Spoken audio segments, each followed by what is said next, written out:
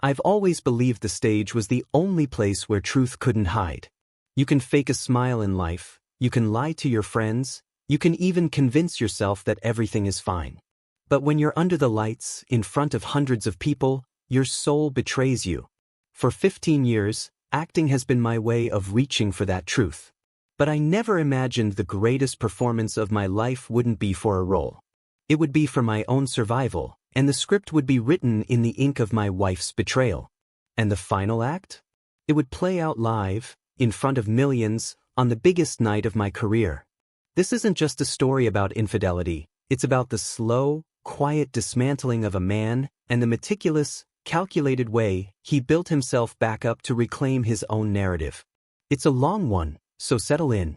And if you believe that sometimes the only way to fight back is to wait for the perfect scene, then do me a favor and hit that like button and subscribe. You're not going to want to miss how this ends. Our life was a carefully curated masterpiece. Or so I thought. Offstage, my world was Jonathan and Rachel. Rachel and Jonathan. A name pairing that felt like it belonged on the glossy pages of a magazine, and often, it was. We'd been married for 8 years, a length of time that in our social circles felt like a lifetime achievement award in itself. Rachel was an art curator, a profession that suited her perfectly. She possessed an innate ability to walk into a chaotic room and see the one perfect arrangement, the one piece that deserved the spotlight. She applied that same talent to our lives. She was beautiful, not in a soft, approachable way, but with sharp, intelligent edges. High cheekbones, dark hair cut in a severe, elegant bob, and eyes that analyzed everything with a cool, appraising glance. She was the one who picked our apartment, a sprawling pre-war loft in a part of the city that was both historic and relentlessly modern. She was the one who chose the art that hung on our walls, abstract, challenging pieces that I often pretended to understand more than I did. She was the one who curated our friendships, our dinner party guest lists, our public image. We were the perfect match, the passionate, emotional actor and the cool, intellectual curator. People would say, Jonathan and Rachel, they've got it all. Talent, class, stability. We were a brand. A successful, enviable brand. But stability is an illusion. It's a set piece. And behind the curtain, things had started to feel wrong. It began subtly, a discordant note in a familiar symphony. Rachel, who once loved the comfortable stasis of our home, began redecorating with a frantic energy. Our minimalist living room, once a sanctuary of beige and cream, was suddenly punctuated by a harsh, crimson couch. New frames appeared on the walls, their contents swapped out weekly. It felt less like nesting and more like a desperate attempt to rearrange the scenery, to distract from a plot that was going awry. I'd come home from a grueling 12-hour rehearsal, my mind still buzzing with lines and blocking, and find the entire geography of our shared space altered. It felt stale, darling, she'd say, not looking up from her laptop. We need to keep things fresh. Freshness became her mantra. It applied to more than just furniture. Her work hours, once predictable, bled later and later into the night. A last-minute issue with the lighting for the new exhibit? She'd text. Or, stuck in a meeting with a potential donor, don't wait up. These excuses were plausible, of course. Her world was demanding. But they began to accumulate, forming a pattern of absence that felt less like professional obligation and more like a deliberate retreat. Then there was the phone. Her phone had become a third party in our marriage, an extension of her own body. It lay face down on the dinner table between us, a silent black monolith. If I walked into the room while she was texting, she would angle her body away, her thumb moving with a nervous speed. The screen would go dark in a flash. Her laughter, once a warm, shared thing, became private. She'd be scrolling through her phone, a small, knowing smile on her lips, and when I'd ask what was so funny, she'd wave a dismissive hand. Oh, just a silly meme from the gallery. But the smile never quite reached her eyes. Not when she looked at me, anyway. I am, by trade, a student of human behavior. My job is to notice the twitch in a jaw that signals a lie, the flicker in an eye that betrays a secret. I deconstruct people for a living. And yet, I actively chose not to deconstruct my own wife. In my world, paranoia is a poison. It seeps into your performances, makes you needy, untrustworthy. An actor who can't trust the people in his own life can't possibly convince an audience to trust him on stage. So I told myself the story she wanted me to hear. She was busy. She was stressed. The art world was competitive. I was being sensitive, bringing the emotional baggage of my characters home with me. I was the problem. I played my part. I was the supportive husband. I'd leave dinner in the oven for her. I'd send her texts, thinking of you. Hope the meeting goes well. I would feign sleep when she finally slipped into bed at 2 a.m., the scent of the city still clinging to her clothes. I tried so hard to believe in the stability, in the curated perfection of our life. Denial is a powerful sedative. But eventually, the dose wears off, and the world comes crashing in with brutal clarity. The first detail I couldn't ignore was a scent. I came home one night, she was already in bed, pretending to be asleep. I leaned in to kiss her forehead, a ritual we hadn't skipped in 8 years. And I smelled it. Faint but unmistakable. Sandalwood and bergamot. A cologne. It wasn't a generic scent, it was distinctive, expensive. It was a scent I knew. I had smelled it before, in passing at industry events. It was the cologne worn by Ryan, a young, up-and-coming director known for his art house films and his insufferable self-importance. I'd met him a few times. He was the kind of man who used the word auteur without a trace of irony. I stood there in the darkness of our bedroom, the scent a ghost in the air, and a cold dread began to pool in my stomach. I told myself it was nothing. Someone must have hugged her. A crowded room. A coincidence. The next crack was a slip of the tongue. We were at a charity gala, playing our roles as the perfect couple. She was wearing a stunning, backless gown of deep emerald silk, a dress I'd bought for her on our anniversary. She was holding a glass of champagne, laughing with a group of critics, and I was standing just behind her. I heard one of them ask what she had thought of the new exhibit at the Met. "Oh, it's a triumph," she'd said, her voice bright and performative. "Ryan and I were just talking about it at that private preview dinner the other night. The use of negative space is simply sublime." The air in my lungs turned to ice. A private preview dinner. I searched my memory, a frantic flipping through the calendar of our shared life. She had never mentioned a private preview dinner. The night she was referring to, she had told me she was working late, cataloging new acquisitions. My smile felt like a mask hardening on my face. I didn't say anything. I just watched her, the way the light caught the sequins on her dress, the way she tilted her head when she listened, the way she was a complete and utter stranger to me. She was performing, and her audience wasn't me. It was everyone else.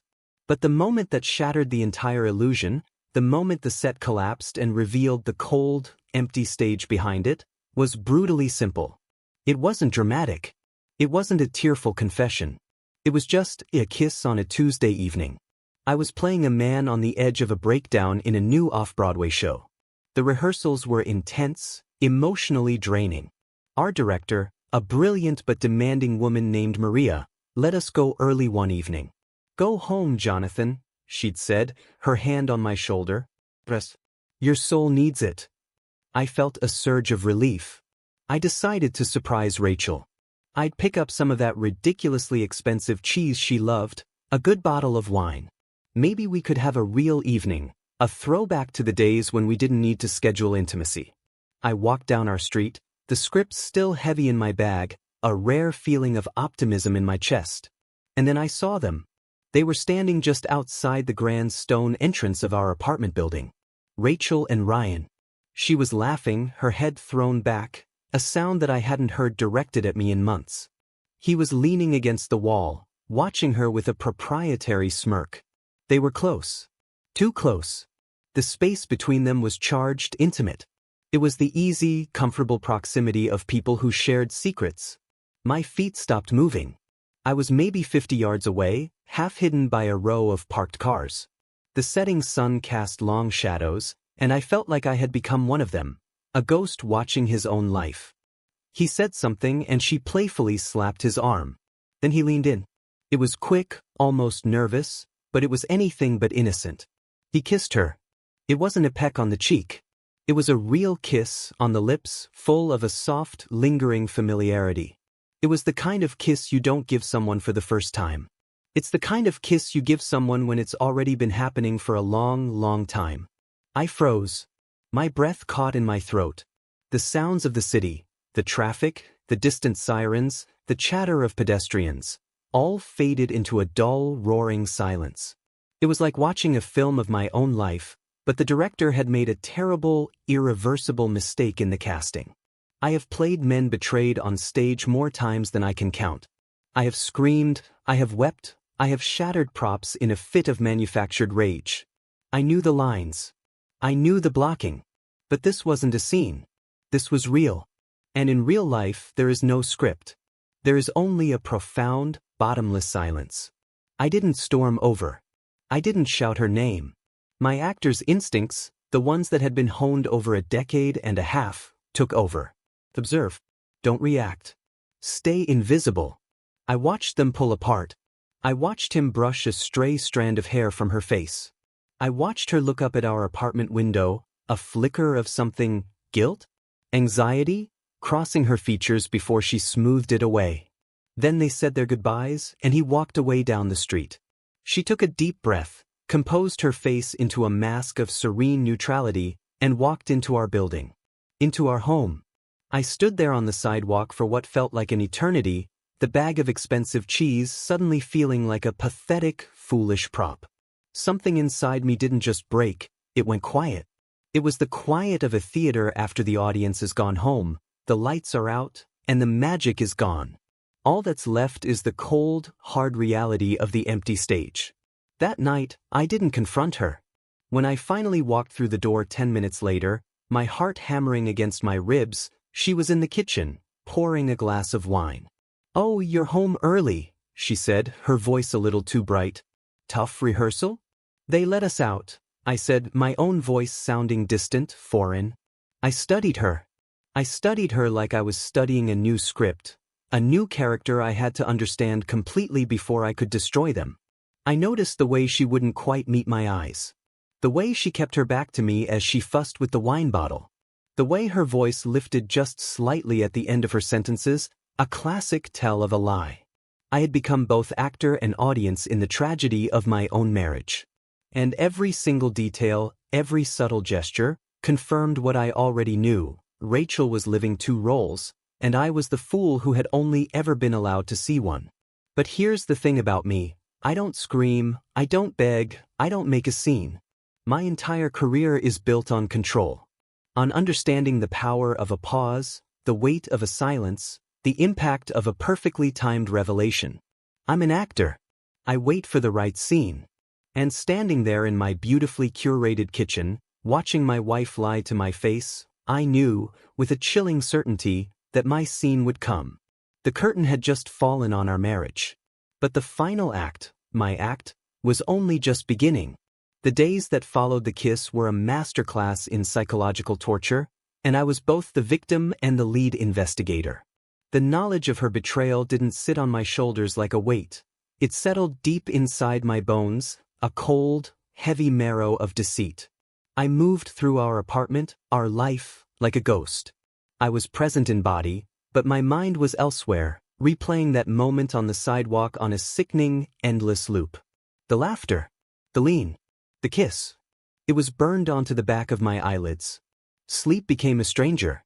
I'd lie in our king-sized bed, inches away from her, and feel an impassable chasm between us.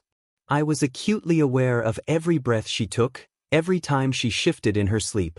Did she dream of him? I would stare at the ceiling in the pre-dawn gloom, the city lights painting faint patterns on the walls, and my mind would race.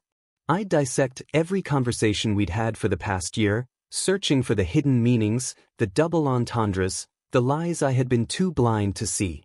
Her late nights at the gallery were now dates. Her business trips were weekend getaways. Our entire history felt like a work of fiction. The gaslighting, in retrospect, was almost artistic in its cruelty. As I grew more distant, more quiet, Rachel didn't become apologetic or concerned. She became critical. She used my profession against me, turning my own art into a weapon.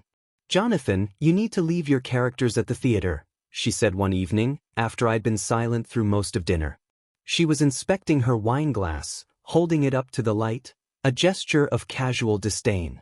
This brooding intensity might work on stage, but here in our home, it's just tiring. Another time, I asked her where she had been so late. My voice was flat, devoid of accusation, a simple question. Her eyes narrowed. "I was at a fundraiser." "My God, Jonathan, you've become so paranoid lately. Is everything all right with the play? Are you feeling insecure about your performance?" She spun my quiet pain into professional anxiety, my gut-wrenching certainty into a symptom of artistic temperament. She made me feel like I was the one going crazy. She was the curator, and she was attempting to reframe my reality, to tell me that the painting I was looking at, the one of our shattered marriage, was actually a masterpiece of stability. The world outside our apartment became a minefield. Our social circle was now a hostile audience. A week after I saw The Kiss, we had to attend an opening at a new gallery downtown. As we walked in, a sea of familiar faces, champagne flutes, and air kisses, my eyes scanned the room with a hunter's focus. And of course he was there. Ryan. He was holding court in a corner, surrounded by a group of fawning young artists. He looked smug, confident, the king of his little kingdom. Rachel saw him too. I felt it, a subtle tension in the arm linked through mine. Her grip tightened for a fraction of a second. "Oh, look, there's Ryan," she said, her voice a perfect imitation of casual surprise. "I should go say hello. We need to discuss the logistics for that panel next month." "We?" I asked, keeping my voice level. "The gallery and his production company," she answered smoothly, already detaching her arm from mine. "It's work, darling." I had to stand there, glass of mediocre Prosecco in hand, and watch her walk over to him. I watched the way his face lit up when he saw her.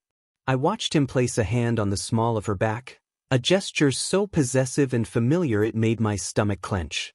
They kept their conversation brief, professional on the surface, but their body language screamed a different story.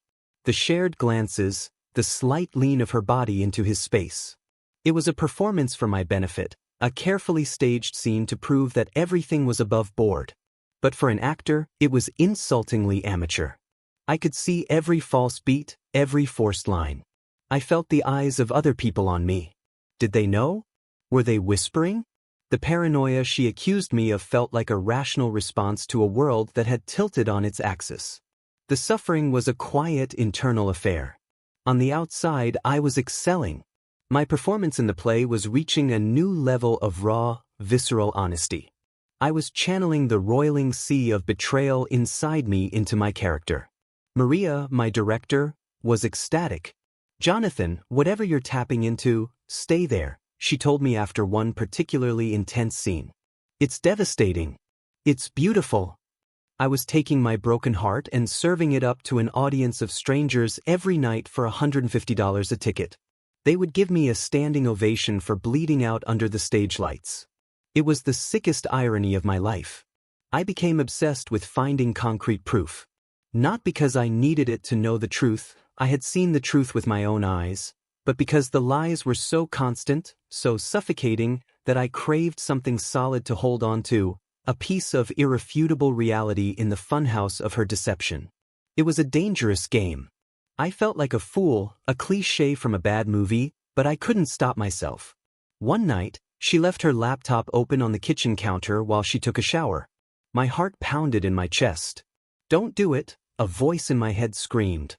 "It's a violation. You're better than this." But another, colder voice whispered, "You need to know the scope of it. You need to know what you're up against." My hands trembled as I touched the trackpad. Her email was open. I didn't have to search hard. A thread with the subject line, "Weekend Plans." The sender was Ryan. My blood ran cold. I clicked it open. It was a chain of a dozen emails. They were discussing a trip. A work trip to a film festival up north. There were links to a boutique hotel, a charming little inn with a single king-sized bed. "This place looks perfect," he had written. "Private. Romantic."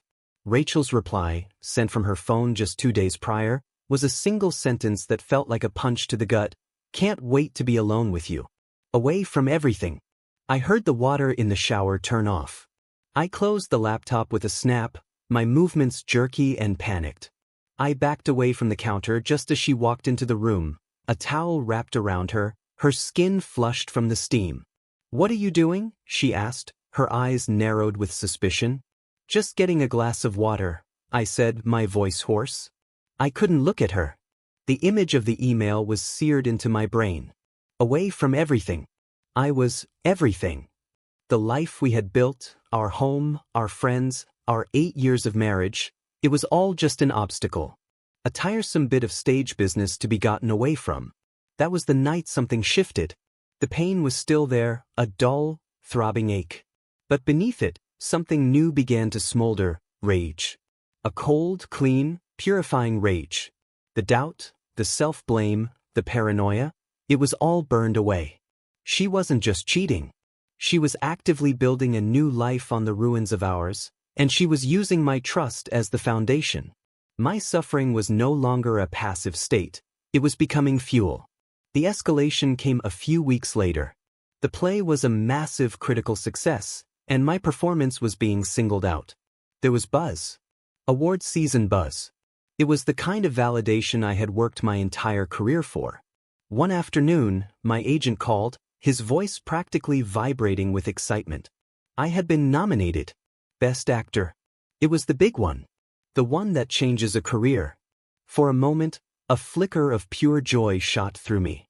I had done it, but it was immediately extinguished by a wave of nausea. Who would I take to the ceremony? Who would be sitting in the front row, beaming with pride as I waited for my name to be called? The image of Rachel, in another spectacular dress, playing the part of the supportive wife, was obscene. That evening I told her the news. She squealed with delight, throwing her arms around my neck. "Jonathan, oh my God. I knew it. I am so proud of you." Her performance was flawless. The loving eyes, the tremor of excitement in her voice. It was an award-worthy performance in its own right. "We have to find the perfect tuxedo for you," she was saying, "and I need to call my stylist immediately. This is our night." Our night. The words echoed in the silent, devastated chambers of my heart. Our night. She wanted to stand in the spotlight with me, to share in the glory that I had earned through my own pain, a pain she had inflicted. She wanted to use my success as a prop to enhance her own image as one half of a perfect, successful power couple. And that was it. That was the moment the vague, formless desire for retribution solidified into a concrete plan. The ceremony wasn't a problem to be navigated. It was an opportunity. It was a stage. The biggest, most public stage I could ever hope for. Millions of people would be watching. The entire industry would be there. Ryan would be there. He had a short film that was getting some buzz. They would both be there, watching, expecting me to play my part. The struggle, the pain, the sleepless nights, it hadn't been for nothing. It was my preparation. My method acting. I had been living the role of the betrayed husband for months. Now, it was time to write my own final scene.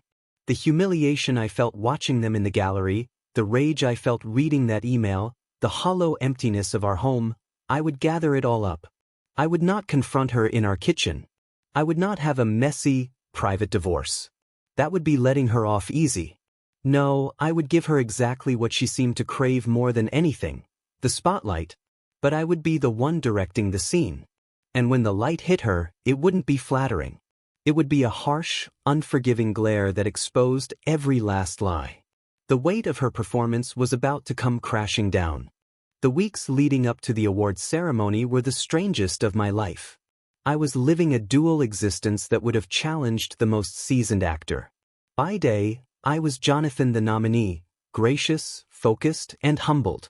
I did press interviews, sat for photo shoots, and endured the endless parade of fittings and strategic meetings. I smiled, I gave thoughtful answers about my process, and I played the role the world expected of me. But by night, I was a different man. I was the architect of a demolition. The moment the door to our apartment closed, the public performance would end, and the private one would begin. I became the most attentive, loving husband imaginable. It was a calculated, chillingly effective portrayal. I brought Rachel flowers. I ran her baths. I listened with feigned interest as she talked about the stress of finding the perfect dress for the ceremony. "It has to be perfect, John," she'd say, scrolling through designer websites. "This is our moment. The world will be watching. You'll look beautiful in anything," I'd reply, my voice smooth as silk, the words tasting like ash in my mouth. Every gesture of affection was a piece of misdirection. Every compliment was a carefully laid stone on the path to her ruin. It was a grotesque parody of our marriage, and the sickness of it was that she didn't notice a thing. She was so wrapped up in her own lies, so confident in my ignorance, that she accepted my renewed affection as her due. She probably thought the nomination had made me grateful, perhaps even a bit needy. She had no idea she was a fly, happily buzzing in a web that was being woven around her, thread by silken thread. My planning wasn't about gathering evidence for a court of law. It was about fortifying my own resolve. I needed to keep the betrayal fresh, sharp, and visceral. I couldn't allow the comfortable domesticity I was faking to lull me into a state of forgiveness or doubt. So, I became a quiet collector of truths. I found a receipt for a hotel room in her coat pocket, tucked away and forgotten. A 2-night stay at that same boutique in from the emails, dated a month prior. The charge was on a credit card I didn't recognize, her own private account. I took a photo of it and put it back exactly where I found it. It was another brick in the wall of my certainty. One evening, her phone buzzed on the nightstand while she was brushing her teeth. I glanced over. A text notification from Ryan was illuminated on the screen. "Can't stop thinking about last night." My jaw tightened. I felt that familiar cold fury wash over me, but I didn't react. I just let the message burn itself into my memory. It was fuel.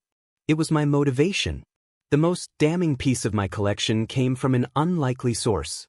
I was having lunch with a fellow actor, a dear old friend named Marcus, who had been a mentor to me for years. He was congratulating me on the nomination, but there was a hesitant, pained look in his eyes. "John," he started, swirling the ice in his drink. "Listen, I don't want to be the one, but people are talking.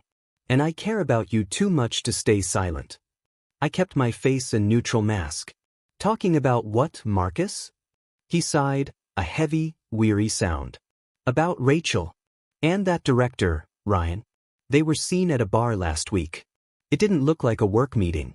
I had 2 different people call me, asking if you two were separating." There was. It wasn't just my private hell anymore. It was public knowledge, a whispered secret circulating through the very industry that was about to celebrate me. My humiliation was a topic of gossip. Rachel wasn't just betraying me, she was making a fool of me in front of my peers. "Thank you for telling me, Marcus," I said, my voice steady, betraying none of the white-hot rage that was searing my insides. "I appreciate your honesty." His words solidified my plan. This couldn't be a quiet implosion. Her betrayal had a public dimension, and so my response had to be equally public. She had tainted my reputation with whispers and rumors. I would reclaim it with a single, undeniable statement. The speech. It became my obsession. I didn't write it down. That was too risky. Instead, I rehearsed it in my head, over and over, until the words were as much a part of me as the lines from any play. I practiced in the shower, the water drumming against the glass like applause. I practiced while stuck in traffic, my hands gripping the steering wheel. I practiced in the dark, lying next to her sleeping form. The challenge was to craft something perfect. It couldn't be a rambling, emotional outburst. That would make me look weak, unhinged. It couldn't be a direct accusation. That would be dismissed as vulgar, a private matter aired inappropriately. It had to be sharp, devastatingly elegant. It had to be a work of art, a performance so precisely calibrated that it would leave no doubt as to its meaning, but would give her no grounds to call me a liar. It had to be a stiletto, not a sledgehammer. I settled on the theme of truth. It was perfect. It was the core of my profession, the thing I was being awarded for. It allowed me to frame her betrayal not as a personal grievance, but as a profound, if painful, artistic lesson. I remember one night, about a week before the ceremony, she came into the living room where I was sitting in the dark, staring out at the city skyline. "What are you thinking about?" she asked, her voice soft.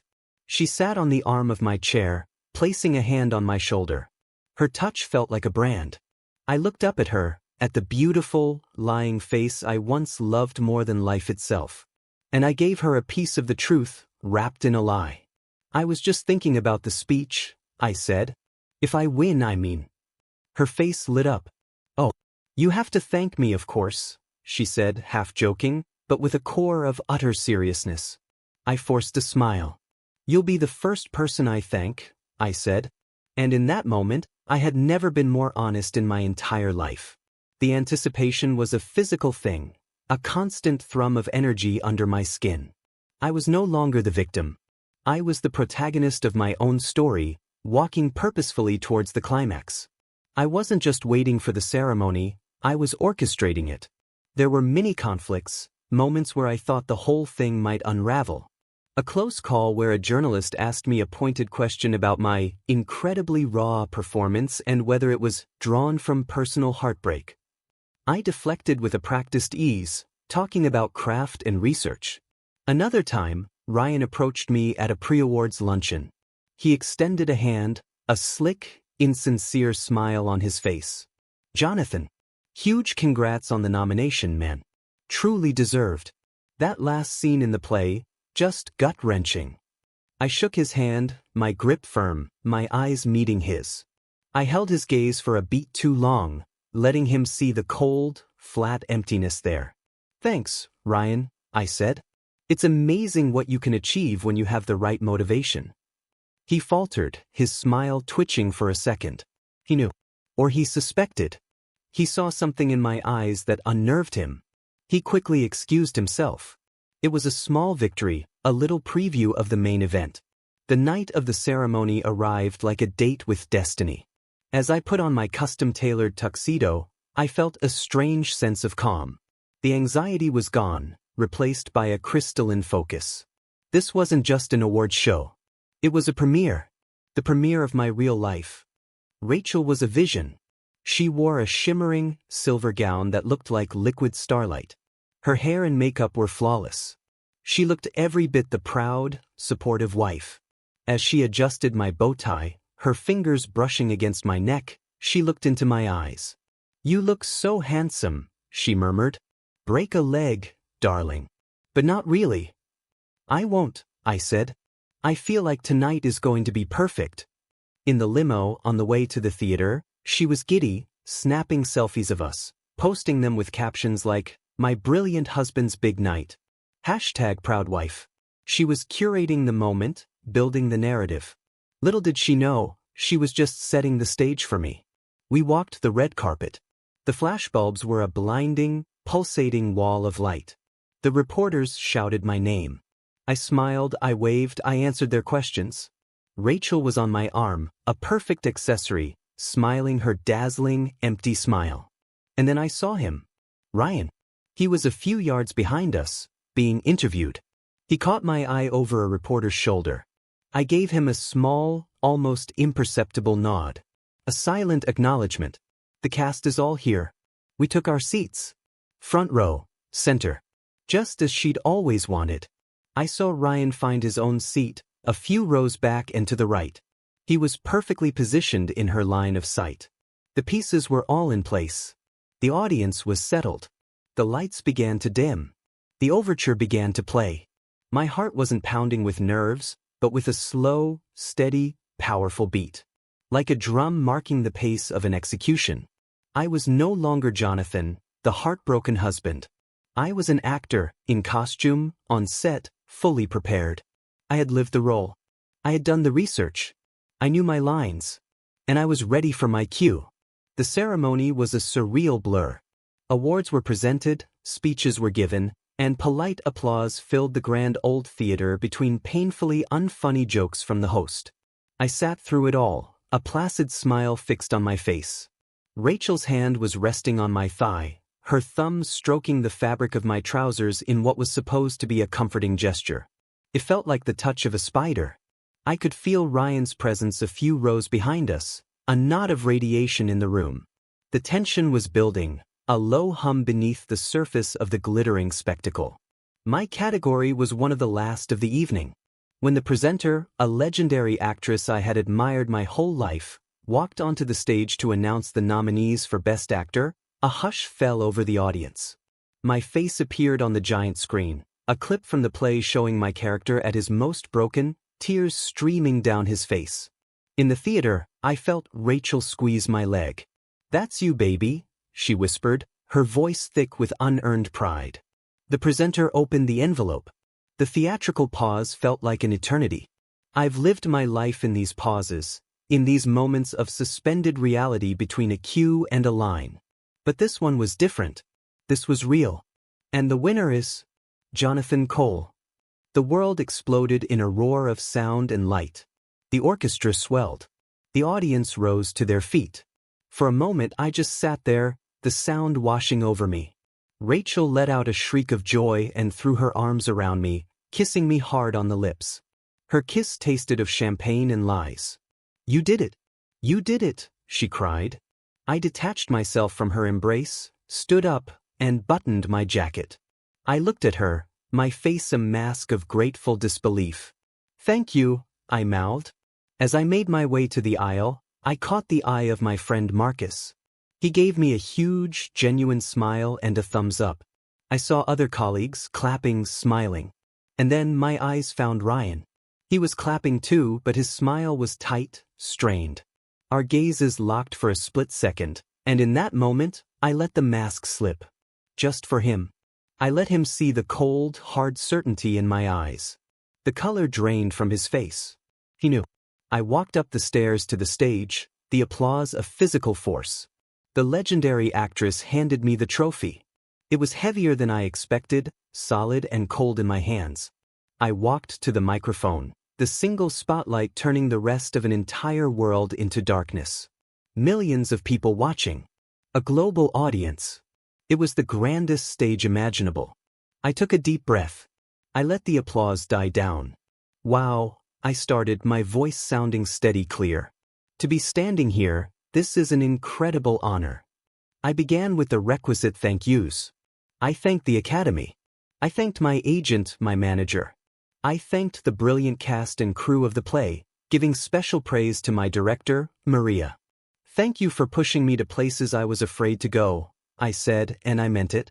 The camera cut to Maria in the audience, who blew me a kiss. Then it cut back to me. I paused. The room was silent, waiting. The prompter had a list of other names I was supposed to mention. My publicist. My acting coach. I ignored it. I looked out into the darkness, past the lights, and pictured the millions of people watching from their living rooms. Then I brought my gaze down to the front row, directly to my wife. The camera followed my eyeline. Her face filled the screen, glowing with pride, her eyes shining with tears. She was the very picture of devotion.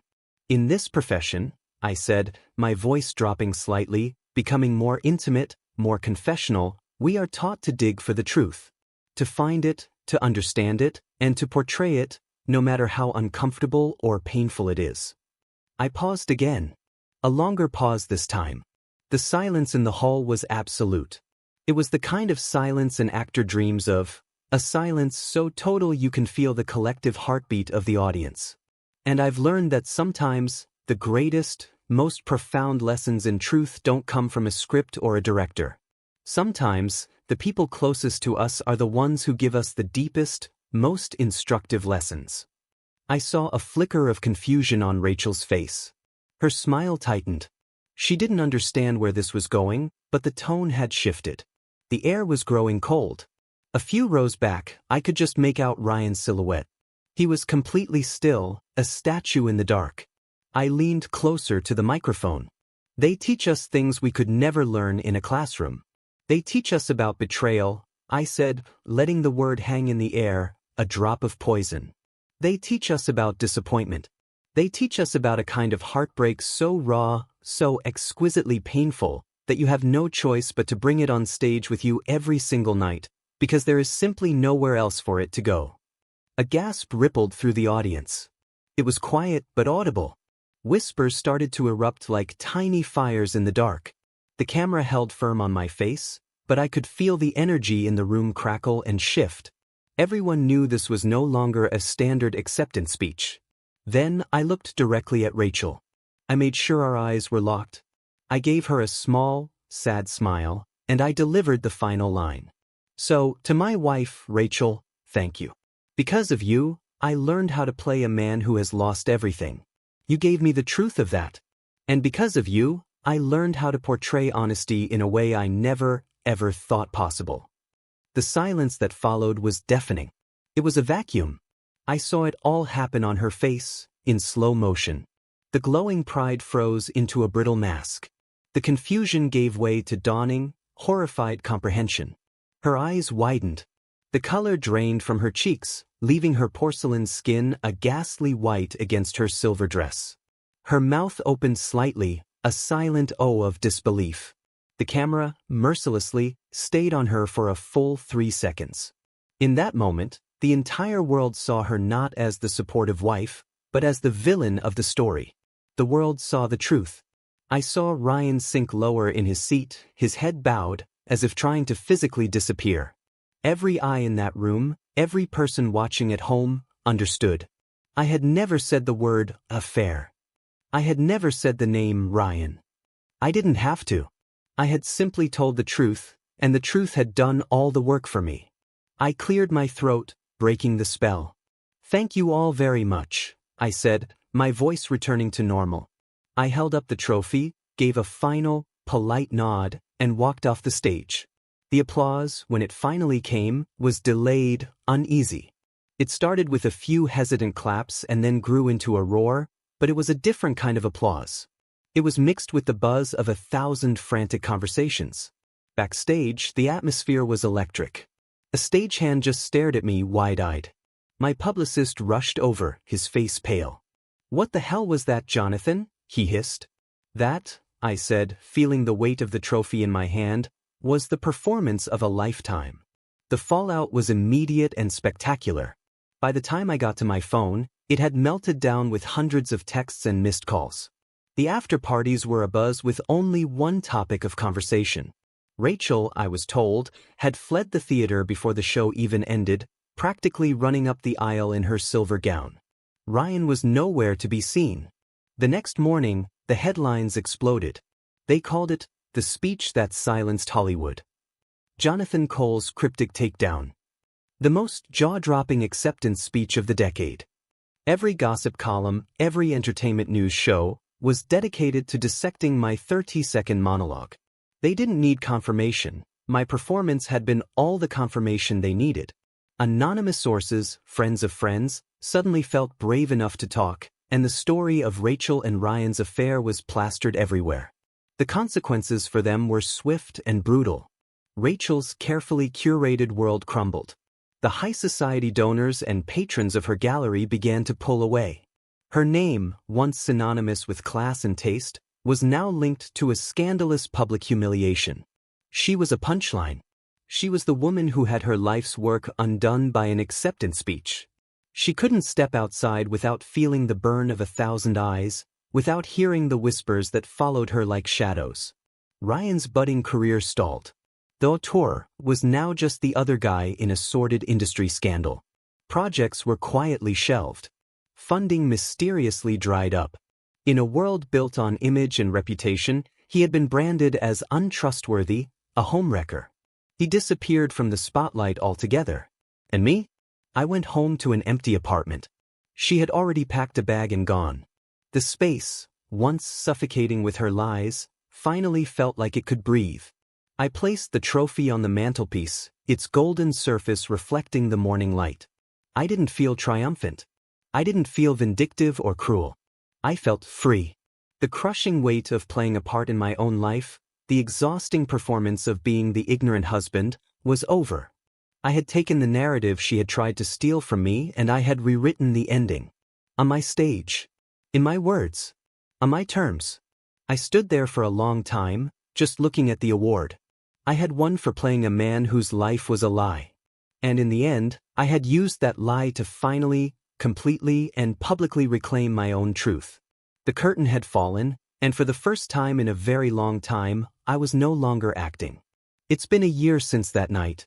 I sold the apartment, I left that life behind.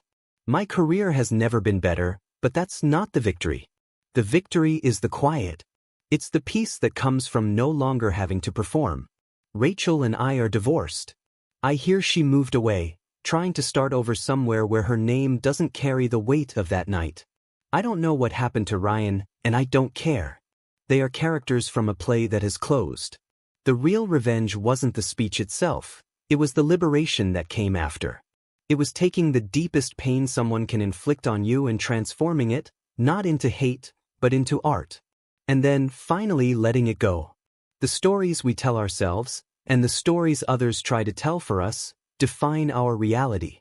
Sometimes, you have to burn the whole script and write a new one from scratch. Thank you for listening to mine. If this story resonated with you, let me know in the comments below what you would have done. And don't forget to subscribe for more stories about justice, vindication, and taking back the narrative. Until next time.